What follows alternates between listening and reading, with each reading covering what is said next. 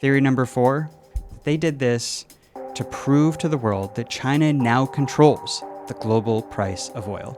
I had to print this out of my home printer because the photo printer stopped working. That's why the Chinese flag is purple. I don't know. My apologies to China.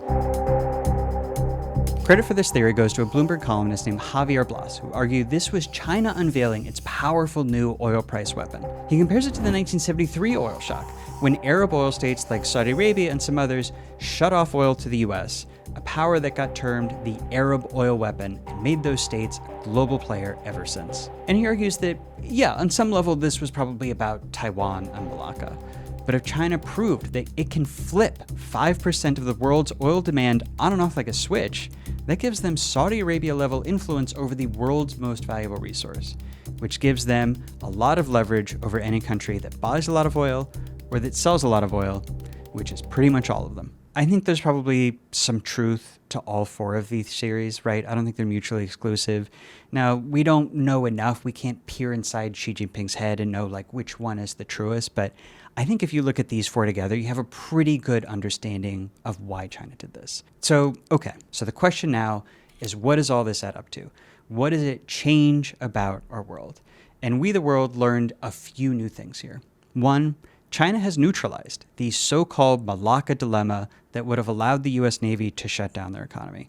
And that makes war with the US more bearable for China, and an invasion of Taiwan, therefore, more likely. And 2, China now has a lot of control over global oil prices, although I don't think we yet know how they would use that power, except how they did here to blunt a global oil shock. But, the Iran war is still at a low boil, which means as long as Hormuz is at threat of closing or partially closed, Xi Jinping has a lot of leverage over the United States. He has that button on his desk that says nuke US economy. And along those lines, the US, China's big rival, it came out of this war weakened on the world stage in a lot of different ways that we talked about in the last video.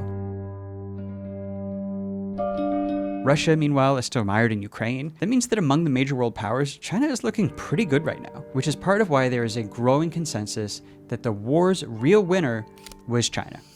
China won, they're the winner, China's the big winner here, China wins.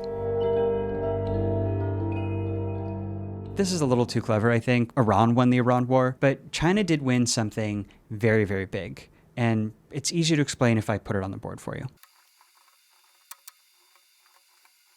So forever and ever, these have been the 3 world powers of oil for like the last century. The US, Saudi Arabia, Russia. They are the 3 biggest producers in the world by far. The US guarantees free flow of oil in the world's oceans and controls the US dollar. Saudi Arabia is the de facto leader of OPEC, the alliance of oil-producing states. And Russia, in addition to being a world power and a huge exporter, controls land-based oil flows across a bunch of Europe and Asia. But this era might be over, or at least starting to end. The US proved in the Iran war that it cannot guarantee the global free flow of oil anymore. And Russia is under global sanction and can barely sell its own oil. So these 2 powers might be out.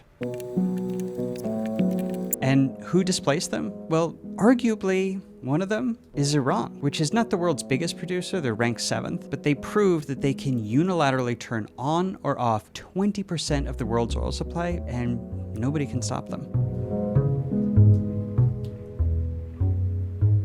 And the other new global oil power, I think you know where this is going. I think you can make an argument for China. They kind of control the price of oil now, or at least have huge influence over it because they can switch 5% of global demand on and off, and because they were able to do what the United States wasn't in this war, and secure sufficient flows of the world's most important resource, single-handedly saving the oil-burning world from disaster. That sounds like the behavior of a global oil power to me.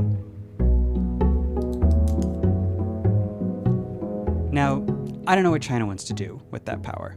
I mean, we have some educated guesses, obviously, but they're not telling us. They might not even know. They might have themselves just discovered how powerful they are here right along with the rest of us. But one thing is for sure, now that they have this power, they've demonstrated it, they've proven to the world that they have it, I am certain this will not be the last time that we see it deployed.